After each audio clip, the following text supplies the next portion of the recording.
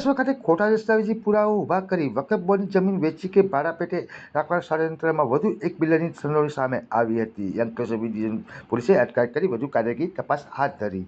થોડા સમય અગાઉ અંકલેશ્વર બી ડિવિઝન પોલીસ મથક ખાતે વકફ બોર્ડની જમીનમાં ખોટા દસ્તાવેજો ઊભા કરી વકફ બોર્ડની મિલકતો વેચી દેવા કે ભાડા પેટે રાખવા બાબતે એક ફરિયાદ નોંધાઈ હતી. જે ફરિયાદના આધારે પોલીસ વિભાગ દ્વારા તપાસના ધમધમાટ શરૂ કરવામાં આવ્યો હતો, જેમાં એક બાદ એક મોટા માથાઓના નામ ખુલતા આરોપીઓને પોલીસે ઝડપી પાડી તેઓ સામે કાયદેસરની કાર્યવાહી હાથ ધરી હતી.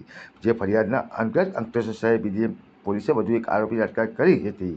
બનાવની વિગત અનુસાર જીતાલીની જૂની મસ્જિદ B119-10ની સર્વે નંબર 533ની વકફ જમીન પ્રકરણમાં 3 જેટલા ટ્રસ્ટીઓ દ્વારા વકફ બોર્ડના બનાવટી પત્ર રજૂ કરી સબ રજિસ્ટ્રાર કચેરી અંકલેશ્વર ખાતે 16/3/23ના રોજ ભાડા કરાર પેટે મનીષ ગભરુ કચ્છી નાઓએ આપેલી ભાડા કરારના આધાર પુરાવા જોતા વકફ બોર્ડ કચેરીના 24/2/16ના પત્ર બનાવટી હોવાનું માલુમ પડ્યું હતું. જે બી ડિવિઝન પોલીસ મથક અંકલેશ્વર ખાતે 3/6/23ના રોજ સબ રજિસ્ટ્રાર કચેરી અંકલેશ્વર ખાતે નોંધાયેલી ફરિયાદમાં Manish Kutchi B division police મથક દ્વારા અટકાયત કરવામાં આવી હતી. ઉપરોક્ત ગુનામાં મનીષ કચ્છી દ્વારા પોલીસ ધરપકડથી બચવા સેશન કોર્ટમાં આગોતરા જામીન અરજી પણ દાખલ કરવામાં આવી હતી, પરંતુ અરજીના નામંજૂર થતાં અંકલેશ્વર શહેર બી ડિવિઝન પોલીસે મનીષ ગભરુ કચ્છીની અટકાયત કરી નોંધણી અધિનિયમ કલમ 82A, B, C, D તથા IPC કલમ 465, 467, 468, 471, 120B મુજબ ગુનો કર્યો હતો હોય જે પોલીસે અટકાયત કરી આગળની વધુ કાયદાકીય તપાસ હાથ ધરી હતી.